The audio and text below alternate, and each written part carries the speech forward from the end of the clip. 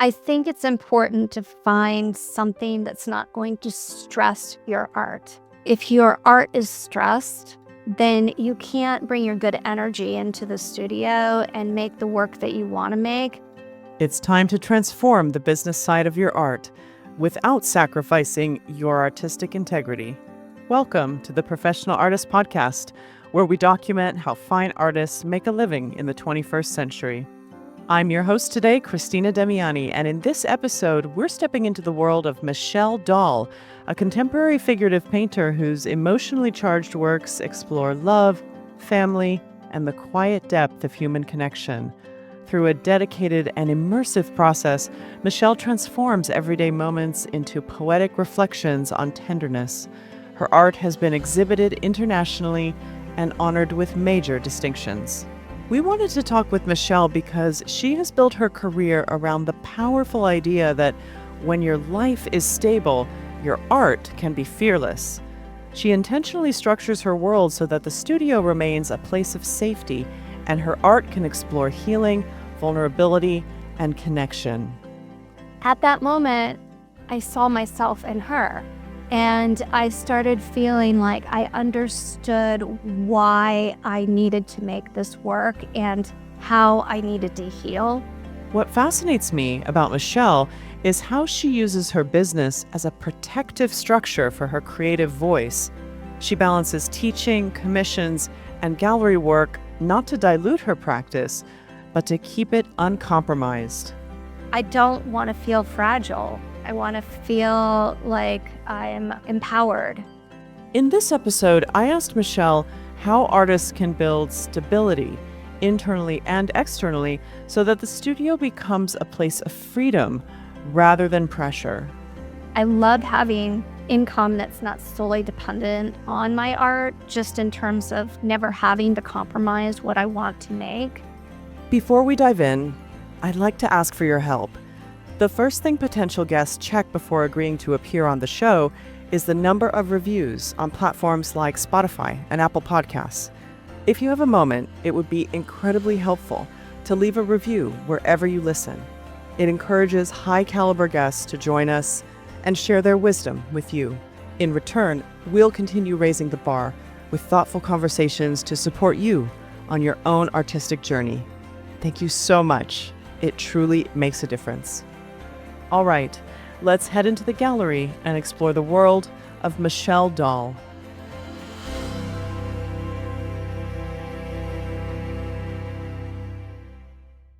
Michel opens with a painting called Family MF1, a quiet, intimate moment that became a mirror, revealing not only her subjects, but her own inner world. It's a painting of a family, and the mother is to the left and the father is to the right, and the little girl is in the middle. But there was a moment for me in the creation of this piece that really everything made sense to me. I was working with this family who they're friends of mine. I usually start with photo references, and so I went to their home and was taking photos of them in their own intimate space, their bedroom, and what it would be like for them to wake up and have their family time with each other. And I become this sort of fly on the wall, experiencing their moments together. And this one, I'd taken a lot with the families as a whole. There were two other kids. And so I thought, why don't we just take some of the parents together? So we took the children to their room to play. And so I had this photo session with the parents, and the little girl, the oldest little girl, came into the room and she made her way into the space between them and she looked at me. And at that moment, I saw myself in her and what it felt like to be a part of this family unit and how they've come together. And she was, to me, in my experience of working with them, the main character. It spoke to the inner child within me. And I started feeling like I understood why I needed to make this work and how I needed to heal. And through this girl reflecting or mirroring, I understand that I was in need of nurturing that little girl within me. I've always been interested in this intimate narrative. I'd always been thinking about these personal worlds. I had this feeling that I was experiencing a disconnect as a single mom and had this feeling that I was searching for something outside of myself, searching for something that made me feel love. So I think one of the things that turned everything around for me was when I was working with a therapist and I had gotten to this point where I was feeling such a disconnect, like it was like this perpetual hamster wheel where I was making work, hoping to express these feelings or get to some sort of resolve and not really ever feeling like I was healing. So she had said to me, could you imagine what it would look like if you were to feel safe or feel connected or feel loved? And so that was the impetus for me to start working with a lot of people that I personally knew in these relationships that I felt had this quality of love and beauty and safety. And I think at first, when I first started the series, it had this sort of more ethereal connection. I was painting about the desire, maybe more than the actual feeling of it. I think as I have developed my concept and my vision for what I wanted, the figures became more realistic, more concrete, so that I could almost step in and touch them. And what does the fabric feel like? What does the flesh feel like? Feeling into what I want to convey. And there are components to making a painting that need to happen in terms of composition and bringing importance to certain areas that I want to drive home in the narrative. Michelle's creative process is immersive and driven by authenticity. Like a naturalist on an expedition, she embeds herself fully in the world of her subjects, quietly observing their real, unguarded moments. First, I'll work with people, typically people that I know. So we'll set up a session. I often will prefer mornings or prefer a weekend to where I can spend time with the families or the couples. Oftentimes with families, I will spend the night and wake up in the morning and have that sort of authentic wakening. And I'll be in the space, maybe taking photos of them as they're sleeping, taking photos of them as they wake and as the father's sleeping and the kids are waking and coming into the space and so forth. And I feel like it's important to me to have this certain sense of authenticity so that I'm not coming into it with, okay, this is my idea, more so allowing them to have their own familial experience or couple experience and letting them show me the way they show up for themselves rather than me saying, okay, this is my idea and pose like this, pose like that. I found that when I do that, they automatically become aware of me and freeze it. Just pretend like I'm not here, if that's possible. It's like a filmmaker in a way. And I just use my phone camera. So I'm not using like some fancy camera. I don't consider myself a photographer. I'm just trying to capture authentic moments so that I can take that into studio and respond to that and create a composition out of it. So there are a lot of different ways that it comes together. Sometimes I do a drawing first and I will blow the drawing up. Other times I start with just a free flow. Oftentimes I will do a small scale like painting and that turns into like this miniature painting. I have an idea based on a reference, but then oftentimes I might respond to the warm ground and I develop that up, or I might feel like I need to change colors halfway through or add and subtract. And I let it be, I let my intuition guide me and tell me what the painting needs to tell me. Most artists can point to one artwork that changes everything. For Michelle, it was Couple KW1, a fast, instinctive piece that unlocked a new understanding of her work and herself. It's a piece that is of a couple that is from the point of view of the woman viewing the moment. The woman in the painting is one of my best friends, and she was the first one I reached out to when I wanted to imagine my creative visualization of being in a relationship and being in a tender, sweet, loving moment. And this actually was one of those very fluid paintings that I painted it in maybe 2 sessions. And it was pivotal in the way that I started to see myself as having a safe, connected, tender, loving relationship. And it got me excited to work again. This piece opened up a new portal for me in a way of expressing myself that I had never imagined. And it was so exciting for me. I could, like, what do simple gestures and the simple gestures of hands holding and touching and the weight of bodies connecting, what can I leave? What can I let go of? Was one of these painted moments that changed the course of my work. Michelle has built a career designed to protect her creative freedom. She reveals how she structured her income across teaching, commissions, and sales so her art can stay honest, unhurried, and untouched by outside pressure. All of them ebb and flow. Right now is the season of teaching, and then there's a season of creating. So I build up moments where I go all in with the teaching, and obviously I'm always painting. I love having income that's not solely dependent on my art, just in terms of never having to compromise what I want to make.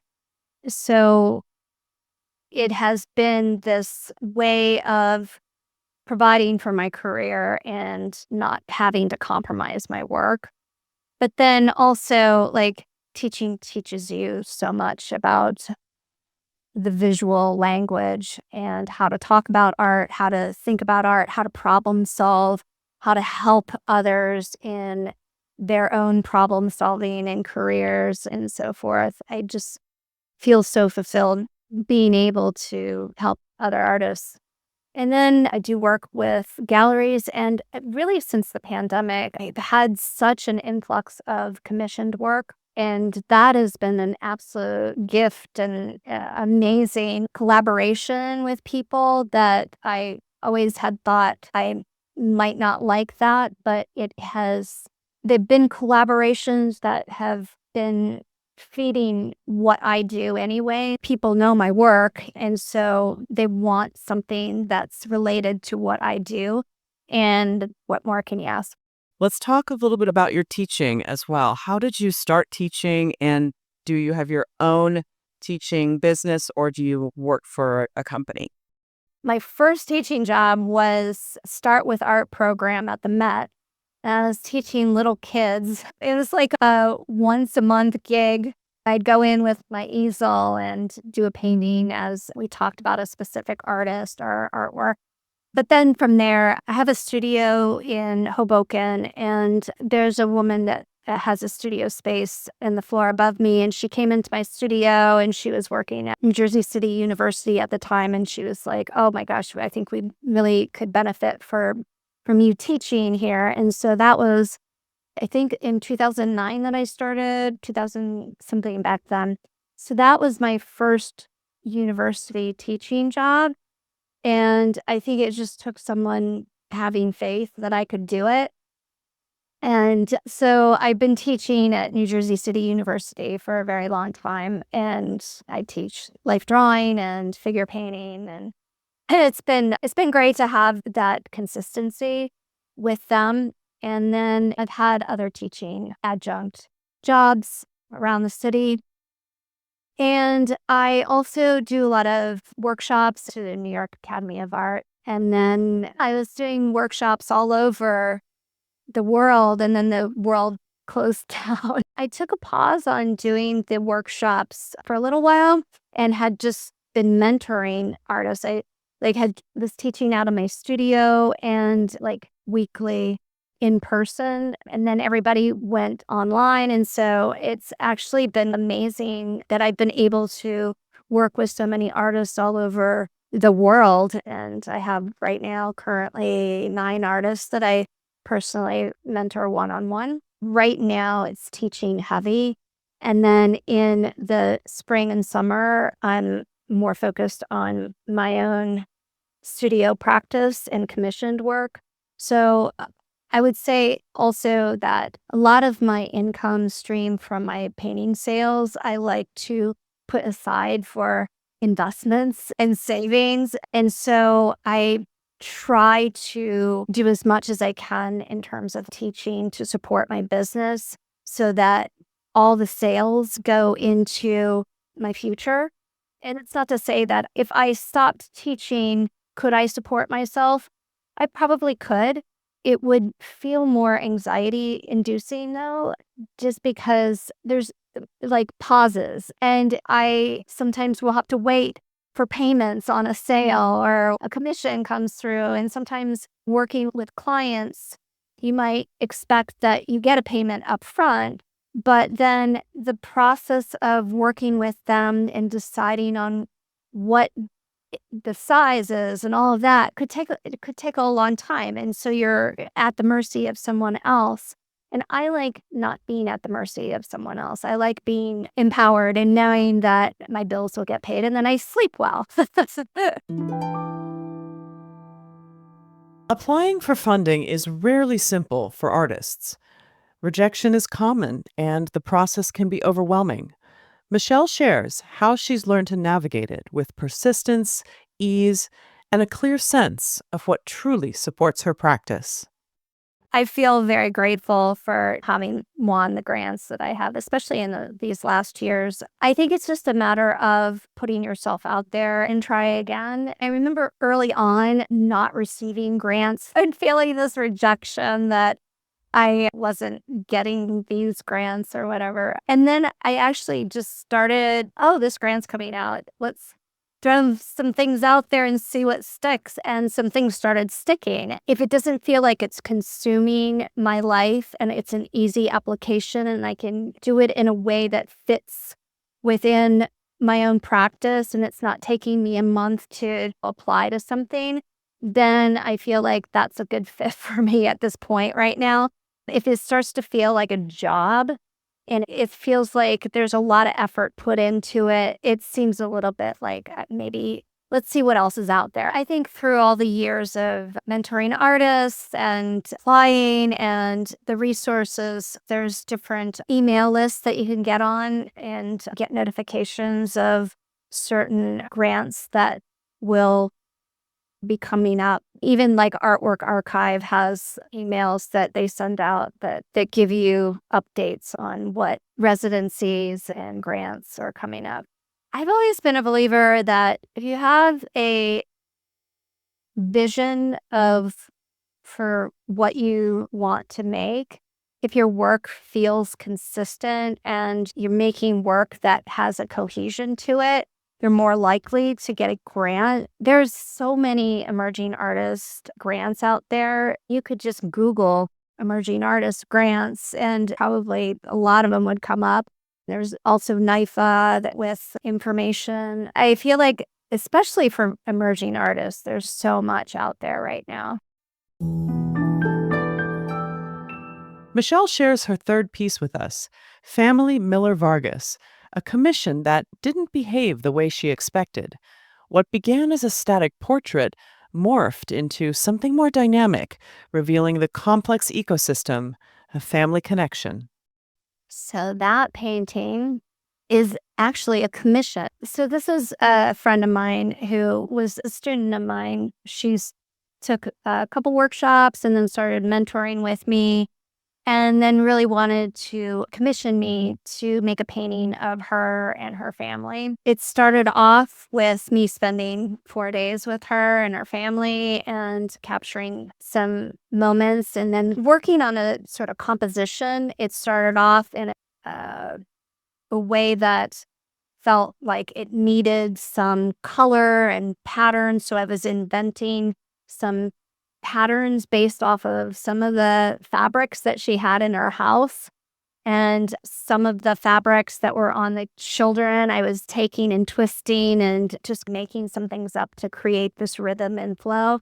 And as I started collaging the piece, these sort of overlaps were coming forward. And I thought it was so interesting to really work with this motion and overlap and let that be a part of the piece, let the collage build itself up in the painting. So it started off as a much more still piece. And then as I was working on it, it became much more of this feeling of movement and what it feels like to be in a moment of connection, like the mother's in her own mind and world, but then connected to the kids, and kids are always moving, and like how everyone's moving around you, but yet you're together and you're in this sort of appreciation. Michelle closes by naming something many artists feel but rarely articulate, that your art can't breathe if you're constantly stressed. By creating stability in her life, she gives herself the freedom to create with presence, clarity, and authenticity. I don't want to feel fragile. I want to feel like I'm empowered. And being an artist is so rewarding. It's also very stressful.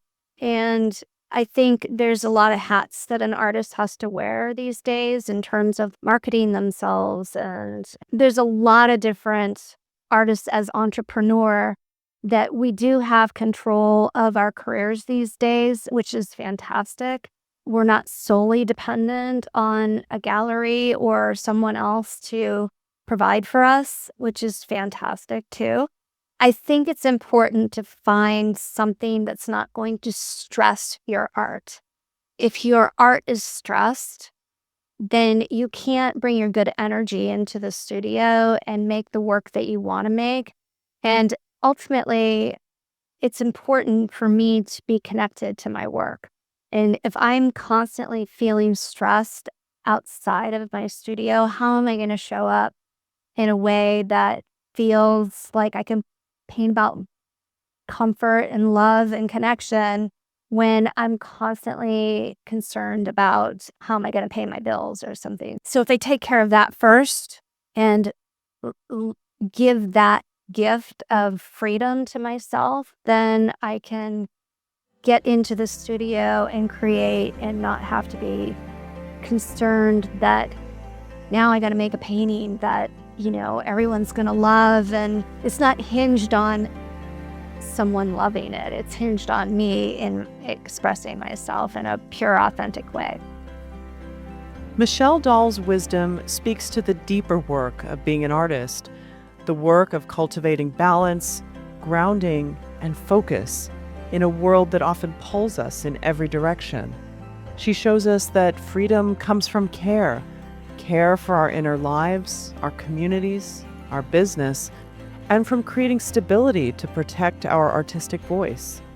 Her journey invites us to remember that creativity blooms not in perfection, but in safety and in the bravery of being open, honest, and willing to grow. This podcast grows because people like you share it. So if you got value today, if it inspired you to think differently or take action, hit follow or subscribe and send it to one person who needs to hear it. That's how we keep making more episodes. Thank you for listening to the Professional Artist Podcast, and until next time.